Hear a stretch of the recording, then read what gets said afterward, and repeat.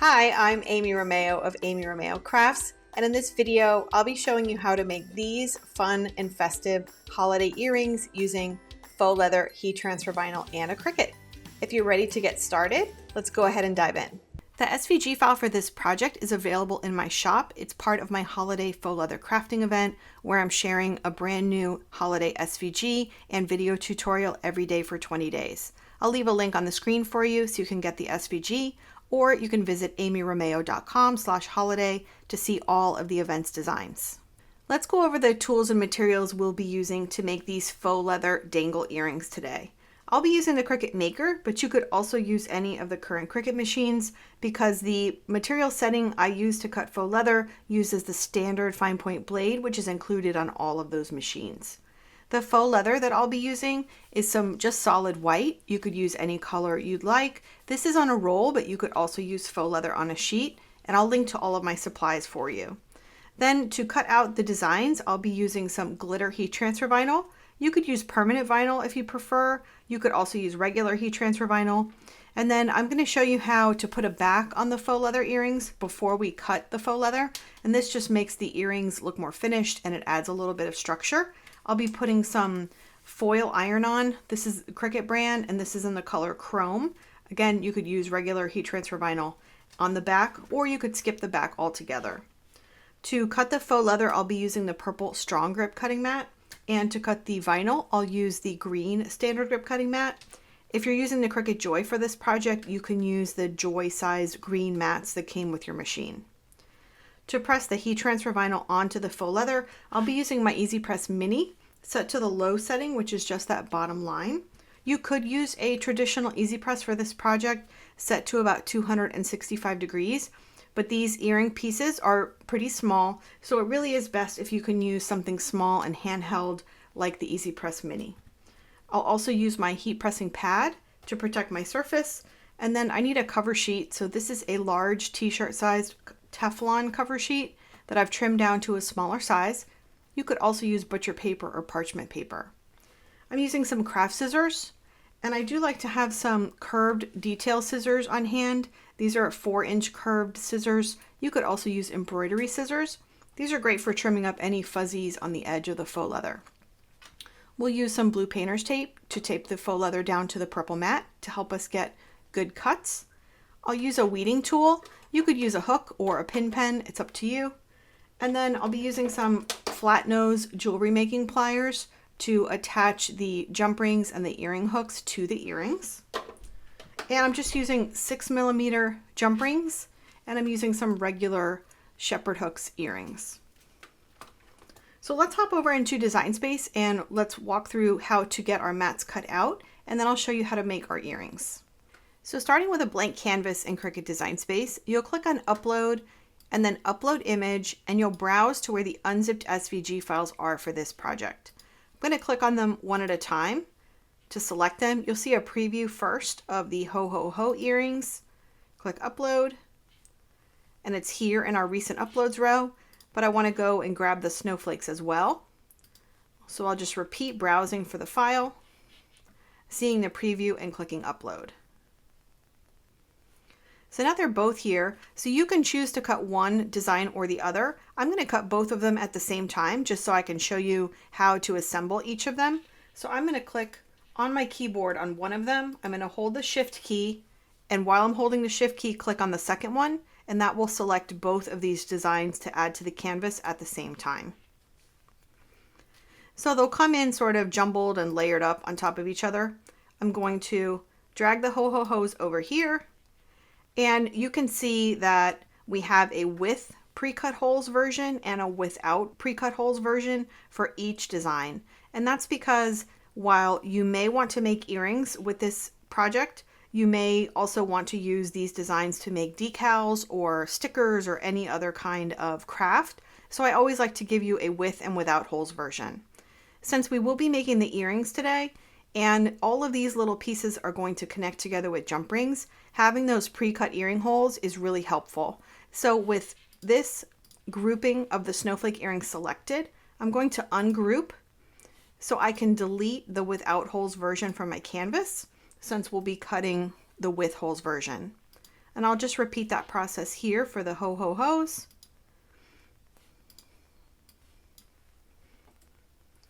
There we go. And now we are left with our 2 earring designs. Let me zoom in just a bit. So these designs have 2 layers. The bottom layer, which is sort of that light gray layer, that will cut from white heat transfer vinyl for both designs. And then the snowflakes and the letters will cut from heat transfer vinyl or permanent vinyl. So I've already sized these earrings so that the hole is perfect for jump rings. If you wanted to resize these designs, make them larger or smaller, you would want to go back to that without holes version and resize.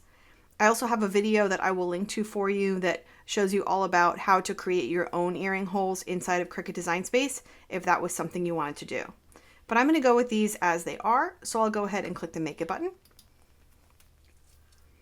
I'm loading my materials on a mat.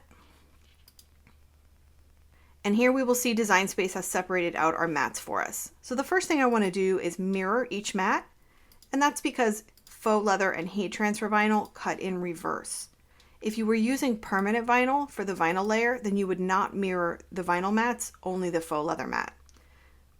So let me click back here on the faux leather mat, and what I want to do is just sort of drag my shapes apart from each other a little bit, and also in a way that I can put a piece of faux leather down on the mat and they will all cut at the same time. So I think I'm going to place them here. I find that you can get better cuts if you have a rectangle shape like this than if I were to have them all in a row and one skinny piece of faux leather here. I find it's easier for the material to stick to the mat when it's a little larger like this. So that looks good.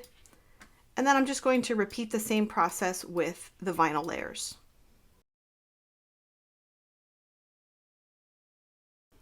Okay, so now that I have all of my shapes separated from each other a little bit, which just makes it easier to weed, I'll click back on the faux leather layer. I like to cut that one first. So I'll click the Continue button.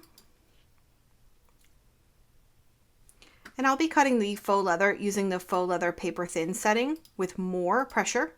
If you don't have this setting bookmarked as a favorite like I do, you'll click on Browse All Materials to search for it.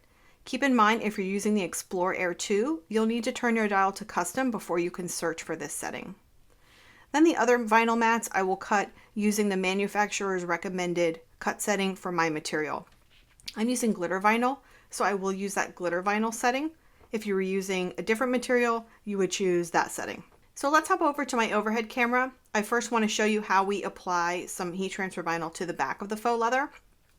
Then we'll get all of our mats cut out and our earrings assembled. So before I cut the faux leather, I want to place that heat transfer vinyl backing, again, to make the faux leather stiffer and also just for the back to look more attractive and finished and professional. So I've trimmed a piece of faux leather down to that size I saw in the mat preview screen that all of my little shapes will cut out, but it's not excessively large. That's because we're going to use blue painter's tape to tape this down, and having a small piece taped down is going to stick better to our mat and give us better cuts. So I've also cut a piece of that foil iron-on. This one is just slightly smaller than the faux leather, and that's because we'll be pressing this down on our mat and we don't want any excess on the side to press onto our mat instead of the faux leather. So I'm just going to take these 2 pieces and place them back to back. So it's a little hard to see, but there's a smooth side to the faux leather and then there's a sort of felted side. I want those 2 sides back to back. For the foil iron-on, the shiny side is up and the matte side is down. So we're just going to place this on our heat pressing pad here. I'm going to cover with my little Teflon cover sheet, and I have my Easy Press Mini set to the low setting. What I'm going to do is press all over the back of this for 10 to 15 seconds. It's really important that we get the entire surface really well heated so that that foil adheres to the back of the faux leather.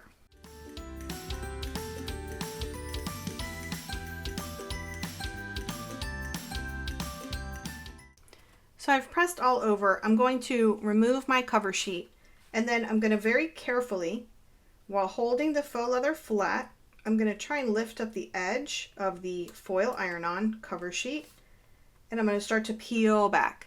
And I'm holding the faux leather down because we don't want wrinkles on our foil on the back here.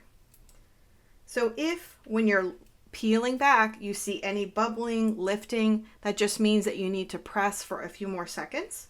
So you can just very gently place that cover sheet back down and continue to press. But this is looking pretty good so far. It's very warm, so be careful.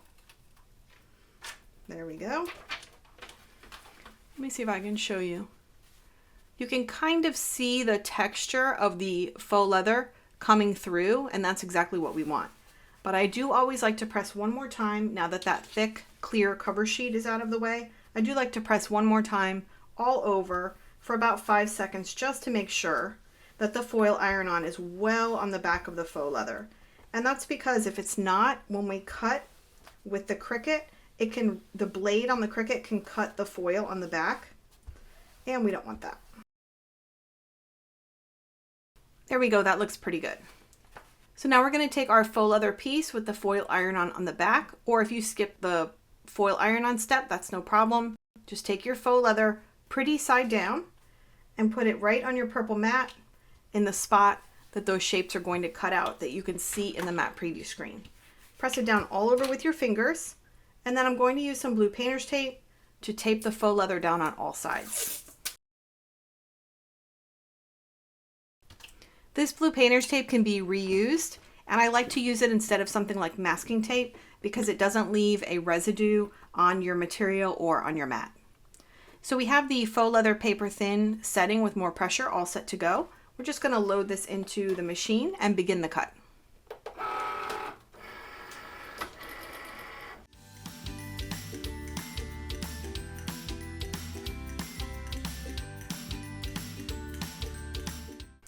So our earring shapes have finished cutting, and it's important not to unload the mat until we've checked to make sure the cut went all the way through.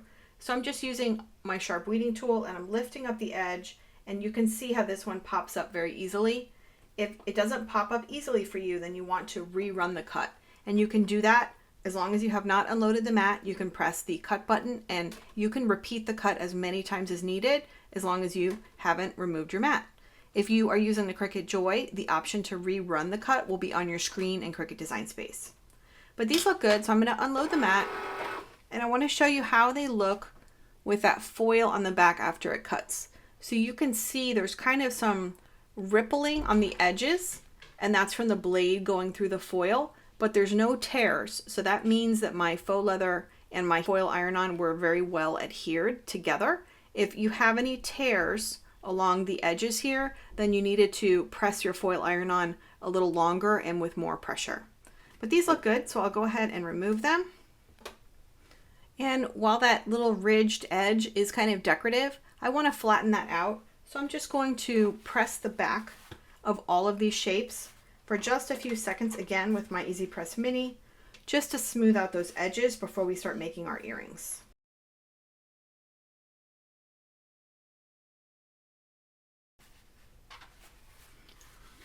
There we go. The edges are nice and smoothed out. And I wanted to show you, it's easier to see on the back where the holes are in all of these designs.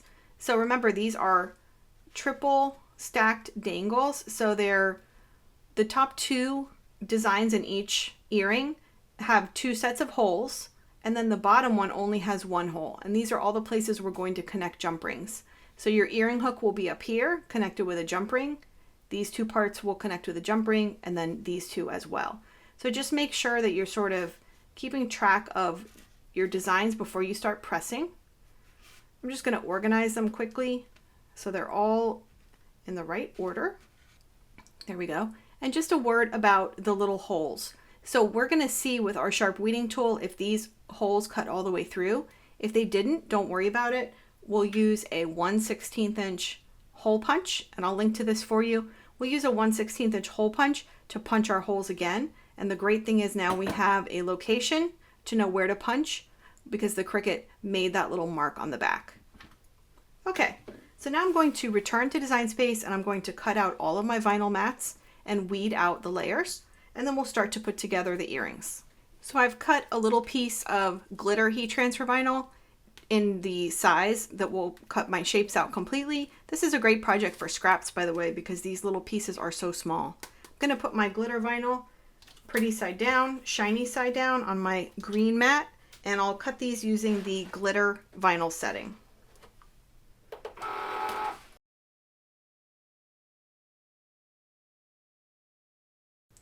So the glitter vinyl setting has cut one time, but this is Caesar glitter heat transfer vinyl, which I find to be thicker. So I always like to repeat the cut once. So I'll do that for each of my mats before I unload the mat and then weed out the shapes. So my glitter vinyl has cut twice using the glitter vinyl setting with default pressure. If you're using a different type of vinyl, you may not need to repeat the cut. And now I'm just going to weed away my excess vinyl here. And I wanted to show you how nicely these shapes weed even from this thick glitter heat transfer vinyl.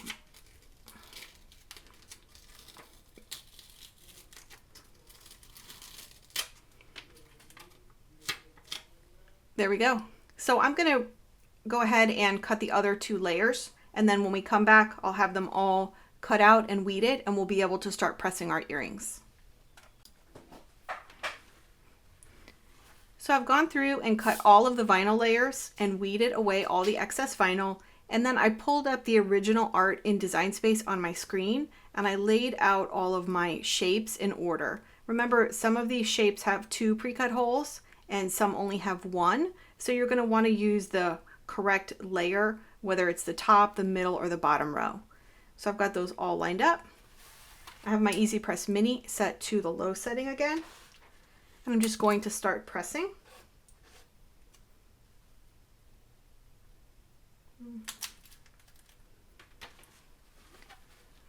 See how that's the letters sort of sit in the center of the shape, and there's a little bit of a faux leather border all around the edge. So I'm going to press each one of these shapes, pressing for about 7 to 10 seconds.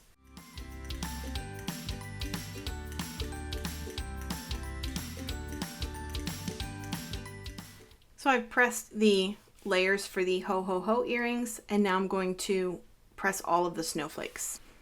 Okay, so I've finished pressing all of the layers, and the Cricut did cut that earring hole, as we can see on the back side, but because we've pressed these twice, first to put the foil iron on the back and then to put the heat transfer vinyl on the front, we do sort of lose those holes a little bit. They close up. So what I'm going to do is take a moment and my hook tool, and I'm going to press through. If I put the shape on the back, I can easily press through and see exactly where that hole is. You could also use that 1/16 inch hole punch, as I mentioned. However, these shapes are pretty small, so there's a chance that you'll punch and you'll end up, putting the hole where you don't want it to be. So on small shapes like this, I really recommend just going through with the hook weeding tool and trying to make that hole as much as you can. The little jump rings are very thin and they'll be able to slide through even if it's not a really large perfect hole. So I'm going to take a moment and just get all of my holes cleared out, and then I'll show you how to connect the earring pieces using jump rings and attach the earring hook.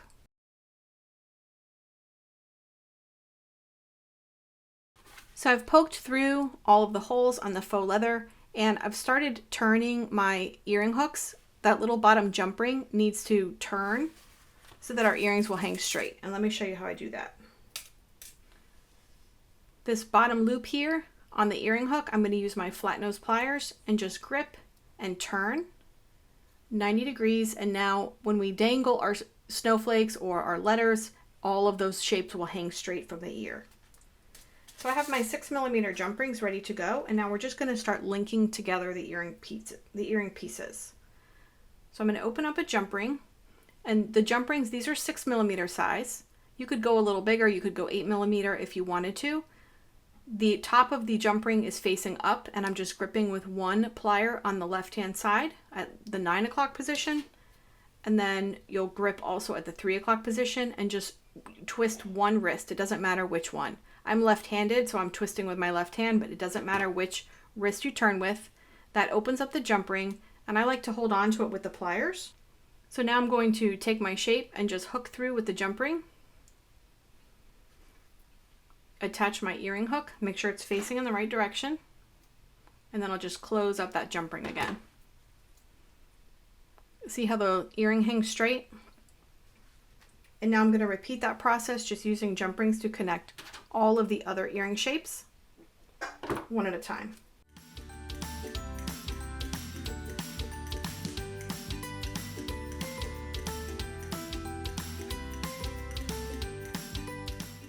So here all our little dangle earrings connected. So these are 6mm jump rings, as I mentioned. If you wanted the snowflakes to have a little more separation and more dangle and movement, then I would recommend using 8mm jump rings in those spots.